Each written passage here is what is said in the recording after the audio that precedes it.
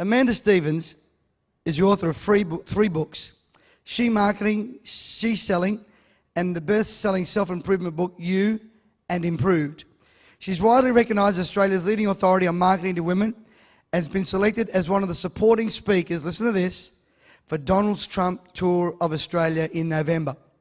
That's an outstanding achievement. And yeah, Amanda has been described as a Wonder Woman. In the year 2000, she was named Young Businesswoman of the Year by Sydney Business Review, and in December 2002, won the Young Australian of the Year Award for Career Achievement in New South Wales. In 2003, she was awarded the prestigious Centenary Medal by the Governor-General for Business Innovation. Here to tell us all the good and the bad news about selling to women, I want you to give a great big welcome to my friend Amanda Stevens.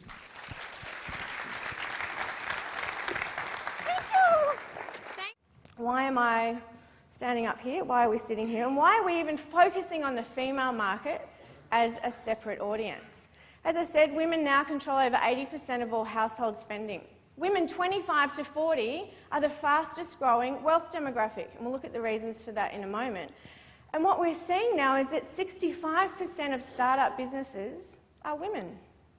So when you think about a female consumer, a female in Australia, she's actually 3 customers in one, because she's buying for herself, she's buying for her family, and in more and more cases now she's buying for her business. But there's a few things, as I said before, that are going on that make focusing on the female market, no matter what industry you're in, good economic sense. As I said, salaries are increasing at a faster rate than in any other country. If you imagine a man's brain as a house, he has different rooms for different functions, and if he wants to go from one thought to another, he goes out of one room, shuts the door, into the next room, shuts the door. Now the rule is he can only ever be in one room at any particular time. And it's very neat and tidy, it's all very orderly. The female brain, on the other hand, that's what scientists refer to as very random, web-like, unsystematic and haphazard, and for the men in the room this will be a total revelation. This can sometimes lead to behaviour that is illogical and confusing. But it's how men and women use language, again. If you study how men and women use language, and remember when I talk about men and women, it's most men most of the time and most women most of the time. There are no absolutes. But men and women use language for completely different reasons. As a social experiment, tonight or another Friday or Saturday night, go down to a bar or a pub and observe men and women talking. There's a couple of differences you'll notice straight away. The first thing you'll notice is that men, when they talk, they take turns.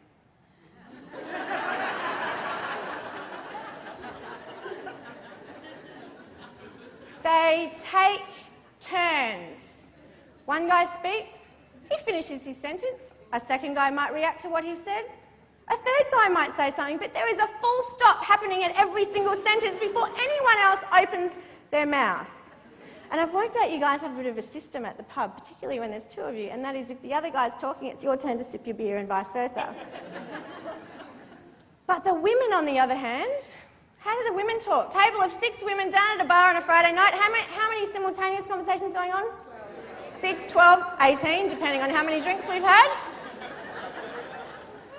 And sometimes, every now and again, you will see the male of the species staring at the table of the female species in complete confusion and bewilderment as to how we can understand anything going on at this table.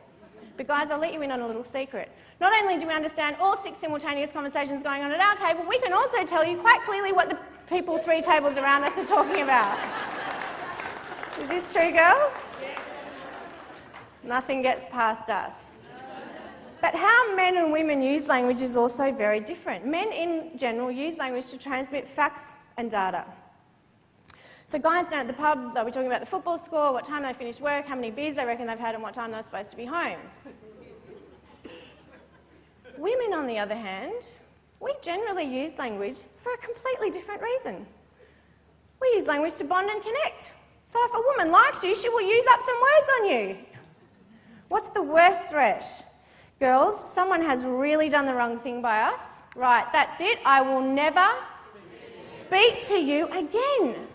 The threat of withholding words for a female is the ultimate threat. That's it. I just won't speak to them. The guys are often like, You promise I can get back to my beer in peace?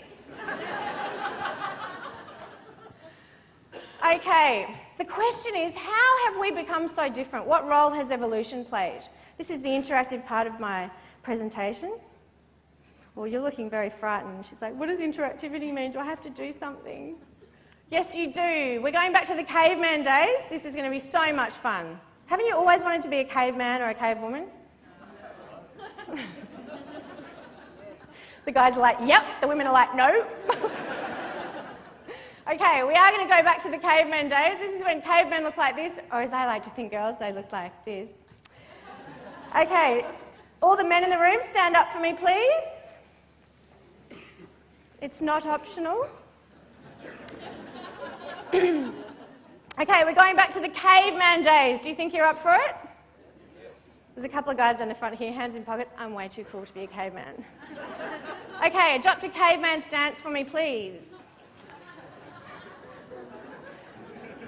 Don't look at them, you know what a caveman looks like. Come on guys, I want to see some knuckle scraping, I want to hear some grunting. Oh, you've got it going on. Are you single? What sort of music do you need? Caveman music. Oh. Okay, come on guys, knuckle scraping, grunting, you're in the zone? Okay, so back in the caveman days, your role was what? Hunter.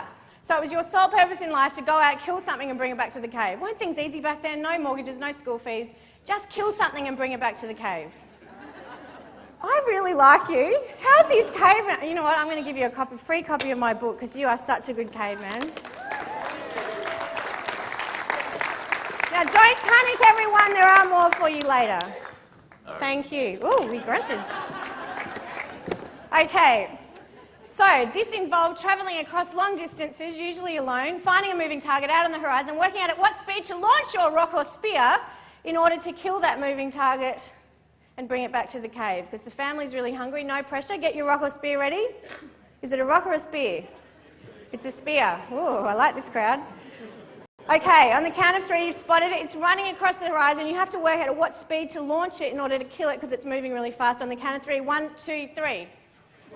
Ooh, I love the sound effects. Thank you guys. Please give my caveman a big round of applause.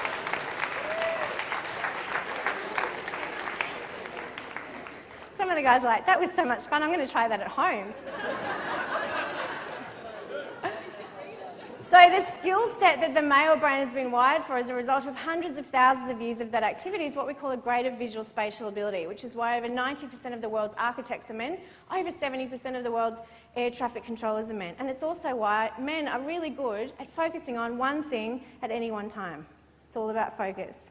Okay, women, you're not off the hook. Ladies, please stand up for me.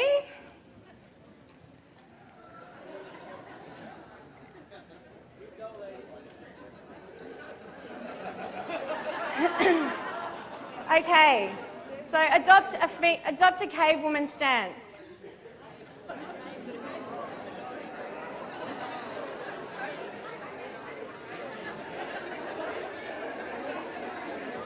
Yeah. Adopt a cave woman stance.